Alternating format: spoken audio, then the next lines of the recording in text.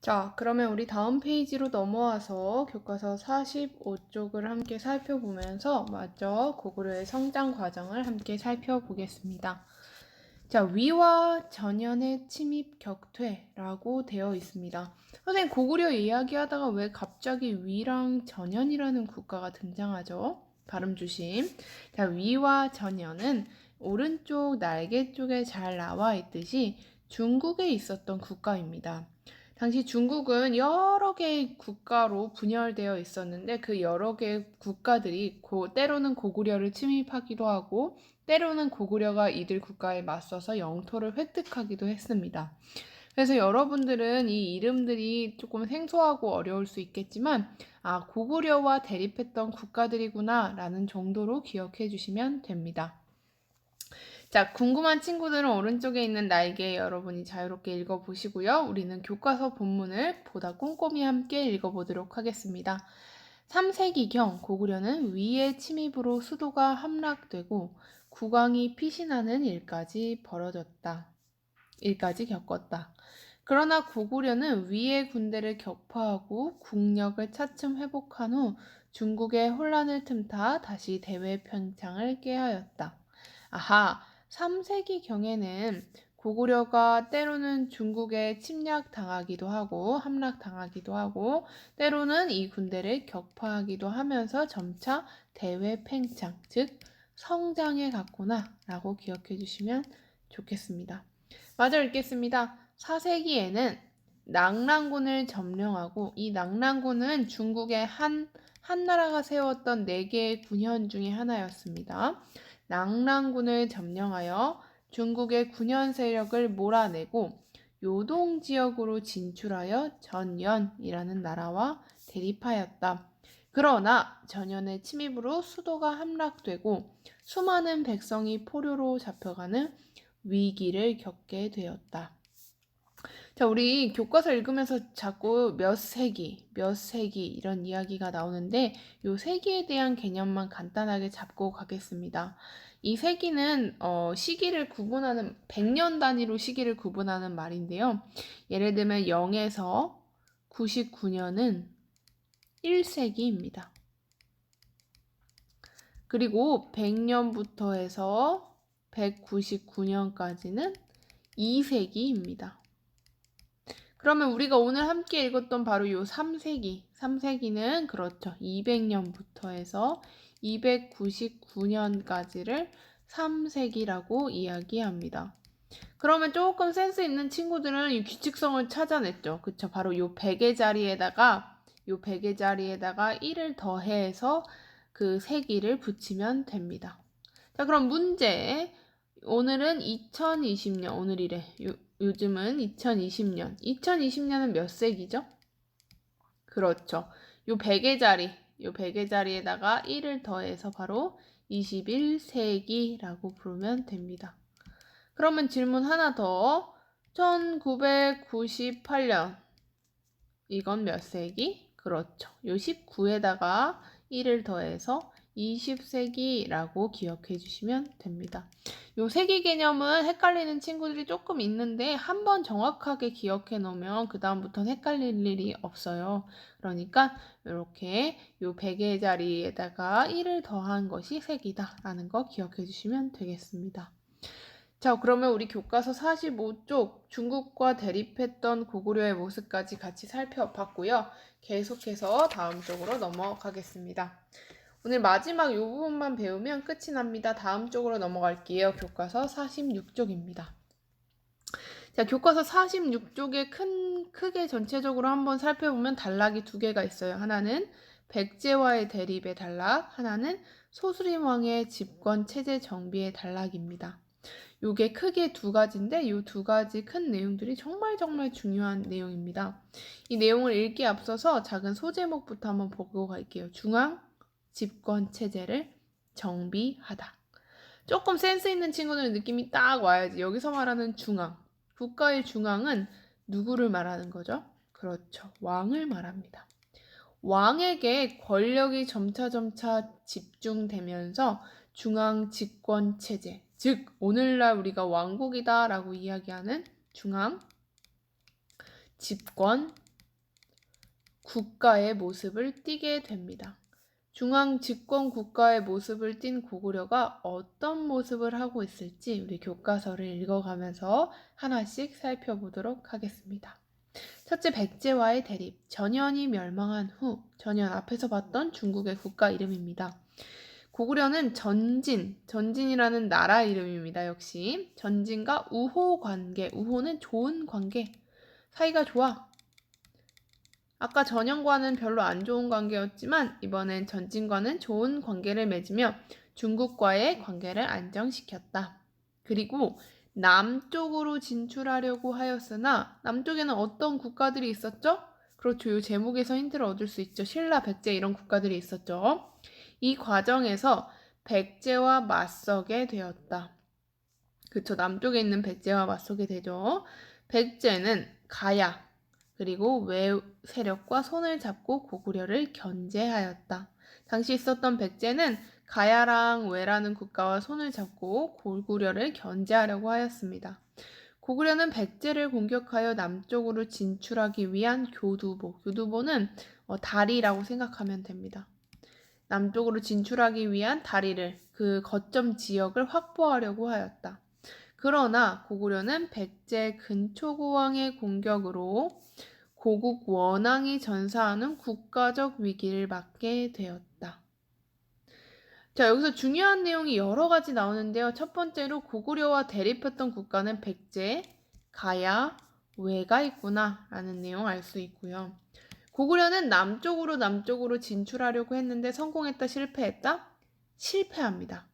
영원히 실패한 건 아니고 지금은 4세기. 백제의 정말 유명했던 왕, 다음 시간에 배울 건데요. 근초고왕이 당시 백제를 다스리고 있었습니다. 이 근초고왕이 고구려와 맞서서 강력하게 싸웠기 때문에 고구려의 당시 왕이었던 고국 원왕은 전사, 싸우다 전투하다 죽는 걸 전사라고 이야기합니다. 싸우다 죽는 것. 전사하게 됩니다. 당시 시대는 4세기입니다. 4세기에 고구려는 이렇게 왕이 죽는 엄청난 위기를 겪게 돼요. 얘들아, 지금 권력이 누구에게 집중되어 있어? 그렇지, 우리 제목에서 봤지. 중앙 집권 체제. 그러니까 왕에게 권력이 점차 집중해 가고 있었는데 누가 죽었다는 거야? 왕이 다른 나라와 싸우다 죽었대. 세상에, 이건 정말 국가적인 위기야. 이 위기적 상황을 맞이하여서 이 위기를 잘 극복했던 왕, 그 사람이 여러분이 오늘 반드시 기억해야 하는 소수림 왕입니다. 소수림 왕은 고구려의 4세기 정말 위기의 순간에 나라를 다시금 수리한 왕입니다. 이름이 이렇게 외우면 훨씬 수월해. 소수림 왕. 고구려를 열심히 수리했던 왕이구나. 소수림 왕이 국가를 어떻게 수리해 갔는지 함께 읽어보도록 하겠습니다. 소수림 왕은 국가적 위기를 극복하고 사회를 안정시키기 위해 집권체제 정비에 힘을 쏟았다. 그러니까 이 왕이 어떤 집권체제를 어떻게 정비했는지를 아는 것이 중요하겠구나. 이를 위해 첫째, 불교를 받아들이고, 불교라는 종교를 받아들이게 됩니다. 이 불교는 여기 위쪽에 살펴보면 잘 나와 있는데 전생에 쌓은 공덕으로 현생의 지위가 결정된다고 보는 거야. 그러니까 현생에서 지금 왕, 귀족 이런 사람들이 얻고 있는 권리가 당연하다. 전생에 너무 잘했으니까 지금 이렇게 하는 거야. 그러니까 불교는 뭐를 타당화하는 거야? 뭐를 정당화하는 거야? 그렇지, 권력자. 그 중에서도 왕의 권력을 정당화합니다. 왕의 권력을 정당화합니다. 그러니까 국가적인 위기적 상황에서 이제 소수림 왕은 불교를 받아들이면서 왕권을 보다 탄탄하게 하는 거죠. 두 번째 나옵니다. 중요합니다. 태학을 설립합니다. 태학. 이름에서 알 수 있듯이 고구려의 학교 이름입니다. 태학. 학교를 설립하여서 새로운 인재들을 키워내겠죠. 그리고 세 번째, 바로 율령을 반포합니다. 율령은 쉬운 말로 하면 법률입니다. 법률. 국가가 복잡해지고 또 여러 가지 국가가 커져갈수록 그 국가를 다스리는 법이 있느냐 없느냐, 얼마나 세련된 법이, 얼마나 발전한 법이 있느냐가 그 국가가 얼마나 발전했는가를 보여주는데, 이 소스리왕이 했던 중요한 업적이 바로 율령을 반포했다라는 것입니다. 그러면서 국가를 다스리는 규범을 갖추어 갔습니다. 이러한 대대적인 개혁으로 고구려는 중앙집권 체제를 강화하여 국가 발전의 새로운 토대를 마련하게 됩니다. 자, 우리는 지금 교과서 46쪽을 읽고 있고요. 교과서 46쪽에 고구려의 중요한 왕이 등장합니다. 그 왕은 바로 소수림 왕이었습니다. 고구려의 국가적 위기, 바로 윗단에서 나왔던 백제와 대립 과정에서 왕이 죽는 국가적인 위기 상황에서 나라를 수리했던 왕, 그 왕이 바로 소수림 왕입니다. 소수림 왕이 국가를 수리하는 3가지 중요한 내용이 교과서에 잘 나와 있는데, 첫째, 불교를 받아들였다. 중요합니다. 둘째, 태학을 설립했다. 그리고 마지막, 율령을 반포했다. 우리 앞으로 고구려뿐만 아니라 백제와 신라의 내용도 함께 배울 텐데요. 백제와 신라에서도 역시 마찬가지로 불교를 받아들였던 왕, 학교를 세웠던 왕, 그리고 율령, 법률을 반포했던 왕은 역시나 국가의 기틀을 마련했던 왕이기 때문에 중요한 왕으로서 반드시 기억하셔야 됩니다. 자, 그러면 우리 교과서 아래 나오는 자료톡톡까지 보고 살펴보고 마무리 한번 해보도록 하겠습니다. 자료톡톡입니다. 자, 고구려의 도약을 꿈꾼 소수림왕. 왜 도약이라고 이야기하지? 고구려가 왜 거꾸로졌지? 그렇지, 4세기 백제와의 대립에서 왕이 죽는 국가적인 위기를 겪고 있는 그 고구려를 다시 세운 것이 바로 소수림 왕입니다. 자, 기자가 묻습니다. 전현의 침입으로 미천왕 시신이 탈취되고 아버지인 고구 원왕이 백제와의 싸움에서 전사하는 국가의 위기 속에서 왕위에 올랐는데 그동안 많은 일을 하셨습니다. 자, 여기 문제는 없지만 한번 생각해봐. 그러면 바로 이 왕위 위에 올랐던 왕이 누군 거야? 그렇지, 바로 소수림 왕인 거야.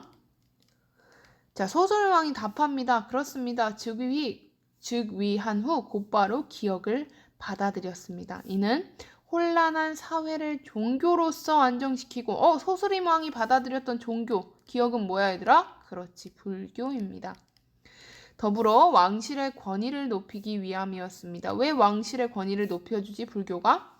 그치, 불교는 전생에 쌓은 공덕으로 현생의 지위가 결정된다고 이야기하기 때문에 현생의 왕과 귀족들은 전생에 잘했기 때문이야. 그러니까 너네들은 왕의 말을, 귀족들의 말을 들어야 돼 라는 내용을 담고 있죠. 그리고 니은을 반포하였습니다. 국가를 다스리고 사회 질서를 유지하기 위한 규범도 갖추었습니다. 반포한 것, 국가를 다스리기 위한 것, 바로 니은은 율령입니다. 마지막 디귿, 이것을 설립한 것도 빼놓을 수 없겠네요. 유교를 적극적으로 받아들여 중앙집권적 정치 제도에 적합한 관리나 인재 배출. 유교는 여기서 학문이야, 학문. 아직 종교는 아니고 공부하는 학문을 받아들여서 새로운 관리나 인재를 배출하기 위해 노력했던 것. 디귿은 바로 태학이 되겠습니다. 자, 우리 여기 자료 톡톡까지 해서 함께 잘 살펴봤는데요. 오늘 가장 중요했던 왕은 고구려를 다시 재건한 소수림 왕입니다. 이 소수림 왕을 기준으로 소수림 왕이 왕위에 등극하게 됐던 배경. 누구였죠? 그렇죠. 백제의 근초고왕과 싸워서 죽었던 고국 원왕이 있었다는 것. 그리고 소수림 왕이 즉위한 뒤에 국가를 어떻게 수리해 갔는지 3가지. 첫째, 불교. 둘째, 태학. 그리고 율령 반포. 이렇게 3가지의 내용까지 꼼꼼하게 잘 기억해 주시면 좋겠습니다. 자, 이 소수림 왕을 기초로 해서 이제 고구려는 높이 도약하게 됩니다. 이 소수림 왕이 국가를 잘 수리해 놨기 때문에 이제 고구려는 날개를 활짝 펴고 만주벌판을 달려갈 수 있게 되었습니다. 우리 다음 시간에는 고구려의 전성기는 5세기입니다. 이 고구려의 전성기를 맞이했던 2명의 위대한 고구려의 왕을 만나보러 갑니다. 너무 수고했고요. 오늘은 여기까지입니다. 수고했어요.